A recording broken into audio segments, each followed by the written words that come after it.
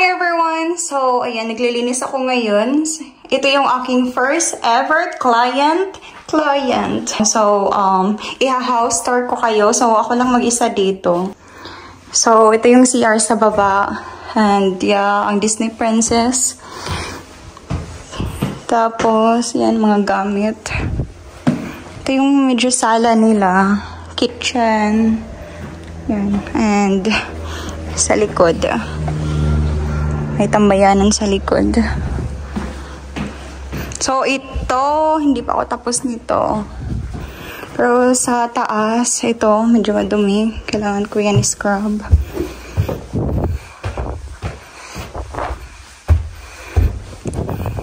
So, ito may 3 kwarto. Tapos, toilet. So, sa toilet, tapos na ako sa toilet. Yan, yung cleaning ng atin yung... Diba sobrang dumi nito kanina? Tingnan nyo, diba? Naging puti na.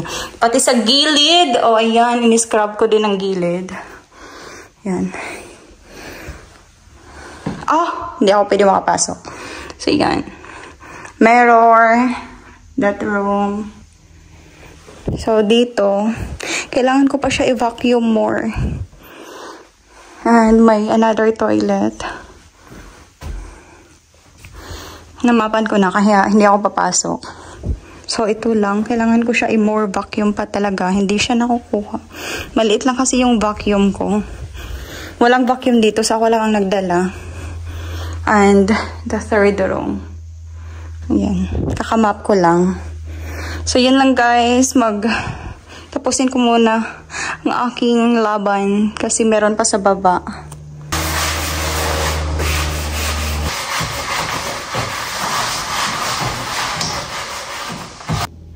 So, ayan. Sobrang itim na to kanina. Tapos, yan. Hindi na masyado. As in, sobrang itim. Tapos, yan. Maitim din. Hindi na masyado. Mirror. One of the rooms lang to. Marami pa. Hi, everyone. Update. Di pa ako tapos. So, yan. Papuputiin ko yan. So, videohan ko muna to. Another before. Yan, sobrang dumi. Kailangan ko siya i-scrub. And ito pa. Hi everyone! So, katatapos ko lang. And, so now, let's have a tour. Before and after char. Yan, hindi na yan matanggal. Sa semento na talaga. So, huwag na. So, ito yung sa... Yan. Diba? Yung kanina. Kasi yan, kahoy na yan. Hindi yan dumi. Wow, defensive. Tapos yan, oh, pumuti na siya. And now, here. So, nakita nyo to kanina. Diba sobrang black? Hindi na masyado. And yan. And itong door. Diba? So, medyo nagbago. Pumuti na siya. Now, dito sa, yan. Uy, ang sarap ng hangin sa labas. So now, punta tayo sa taas.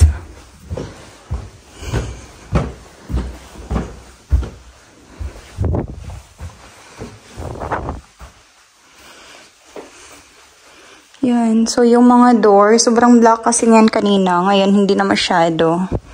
And the toilet. Yeah. Yan. So, diba pumuti na. Yung mga gilid-gilid. Ito, hindi ito matatanggal kasi yan, oh. Kakahoy yan. And the other room. Guys, alam nyo ba? Sobrang layo ng biniyahe ko papunta dito. Di ba sa Toronto ako nakatira? So, itong area na to is Oshawa. So, it's another city dito sa Canada. So, kanina gumising ako ng 5 a.m. nag-prepare and then nagbiyahe ako 6 a.m. kasi 3 hours yung biyahe ko papunta dito from my place sa Toronto. So, it's another city. Ginrab ko talaga yung chance dahil nga ito yung aking first time na client and cleaning dito sa Canada. And also, yan. And, mura lang din yung singil ko. It's $15 per hour lang. So, yan. Siyempre kasali din yan na lilinisan. So, yun lang. The other room. Bah. So, yun. Tapos na ako. Naghintay na lang ako sa client.